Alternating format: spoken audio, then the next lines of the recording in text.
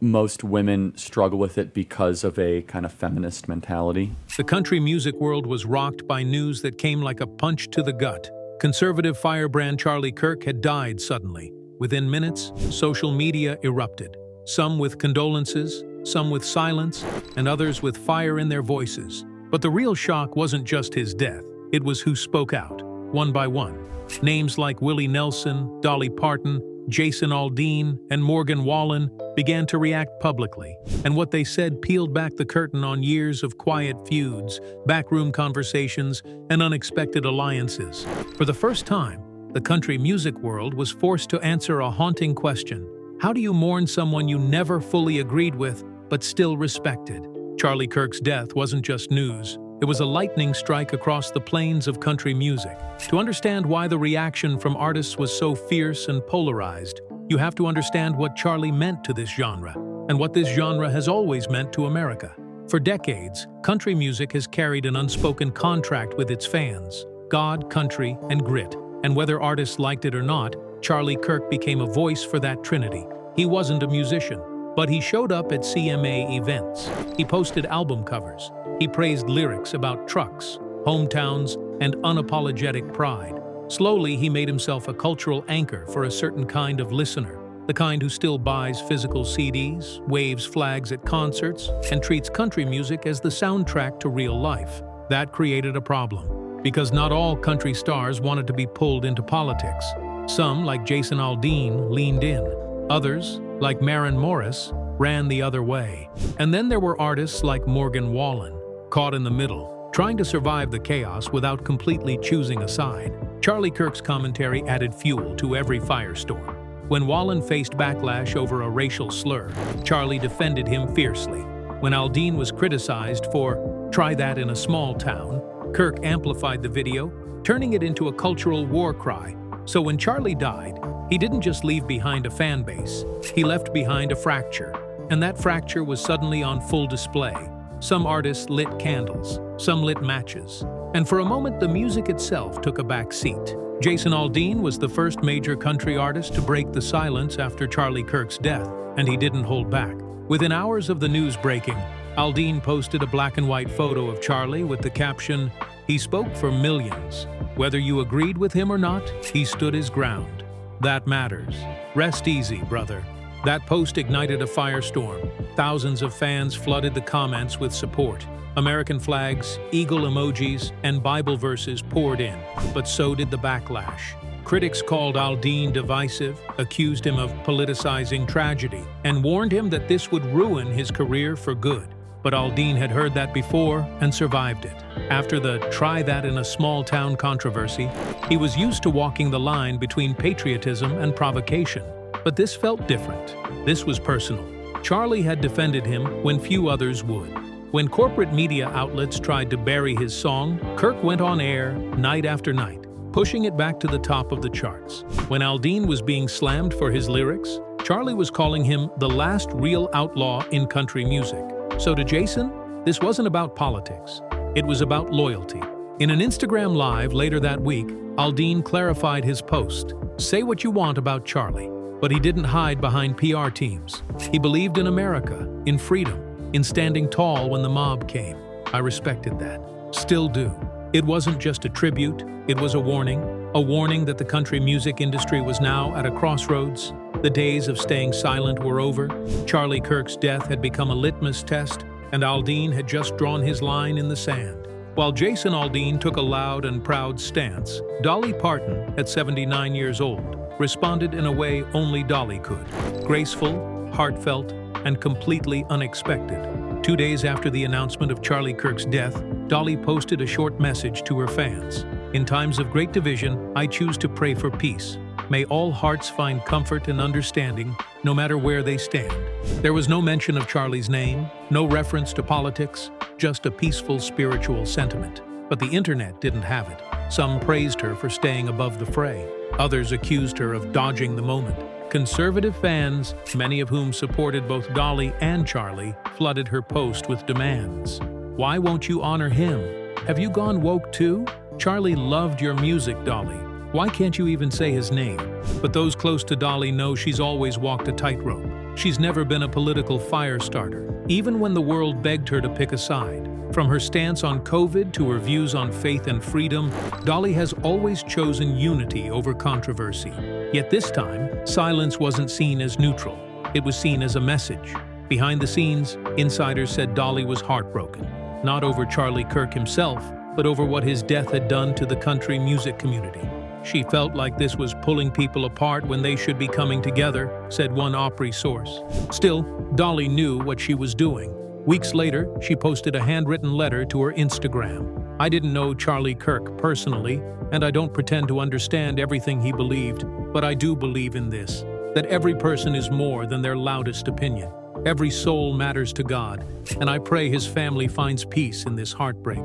The post went viral, earning both praise and attacks. What made Dolly's response stand out wasn't what she said, it was what she refused to say. She didn't condemn, she didn't glorify, she extended grace. When news of Charlie Kirk's death broke, few expected a response from Morgan Wallen.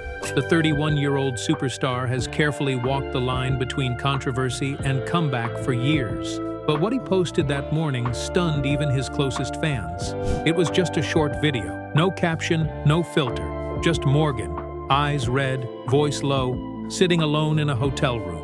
"I didn't know Charlie the way some folks did," he began, "but I watched him a lot more than people might guess. And whether you liked him or hated him, he made you think, he made me think, and we don't have a lot of that anymore." There was a long pause.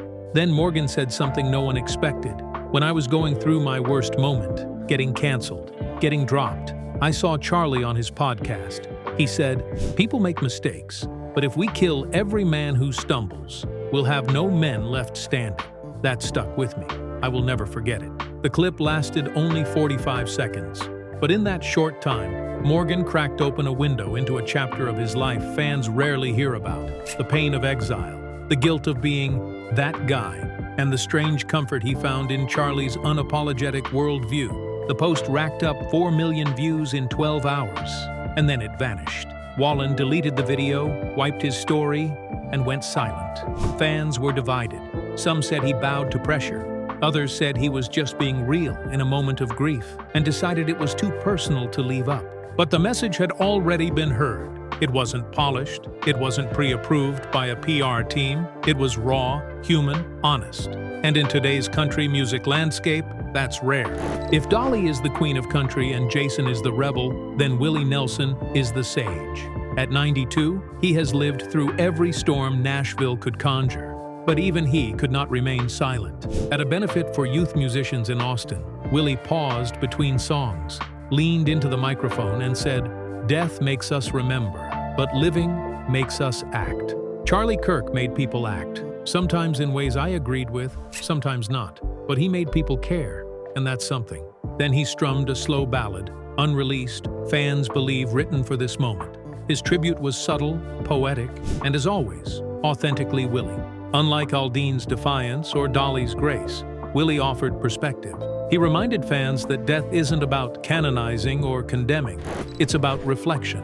And in that moment, the audience, liberal, conservative, and everything in between, fell silent. Behind the tributes, something deeper was brewing. Nashville itself was splitting. At the CMA headquarters, leaked emails revealed executives debating whether to mention Kirk at the next award show.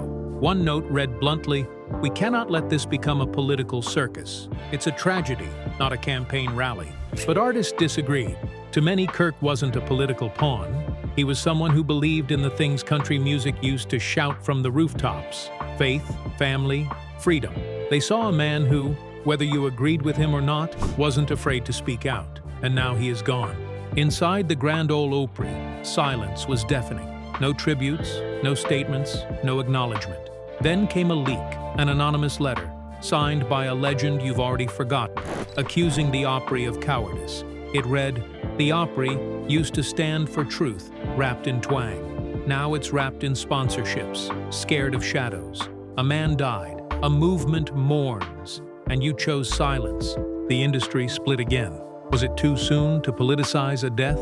Or had silence already become its own political act? Nashville was at war with itself. By now, everywhere you looked, country fans were shouting. Some held candles, others held flags. Some screamed for unity, others for vengeance. The genre felt like a mirror, fracturing into reflections of grief, accusation, and fear. Jason Aldean doubled down, promising new music dedicated to every American who refuses to be silenced. Morgan Wallen slipped back into ambiguity, letting the mystery of his deleted post linger. Dolly, ever the beacon, continued to preach grace without picking sides. And Willie, he simply kept singing. Charlie Kirk never sang a single note, but in death, his name echoed across country music with a force usually reserved for legends. His sudden absence forced artists to reveal who they were when stripped of PR teams, when silence was no longer an option. What his death revealed wasn't just how divided the industry is. It showed that country music can no longer exist safely in the middle. The genre demands clarity, or at least courage. The response to Charlie's passing proved that Nashville is no longer just a city of songs. It is a battlefield of ideas, values, and identity. And every artist, whether they like it or not, is a soldier in that war. The fans felt it too.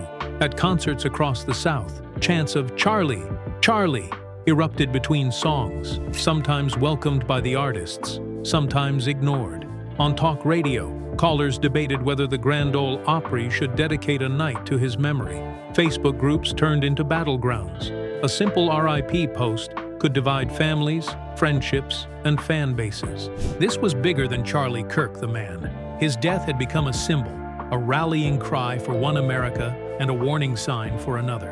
And country music, the soundtrack of small towns, highways, and Friday night lights, was the canvas where this struggle played out in real time. Charlie Kirk's death didn't just spark discussion about the man himself. It forced a reckoning. What does it mean to be a country? And what happens when your icons aren't just fallen idols, but living, breathing provocateurs? For some, Charlie was a hero. For others, a villain. But for everyone, his death was a mirror. And in that reflection, Nashville saw itself, flawed.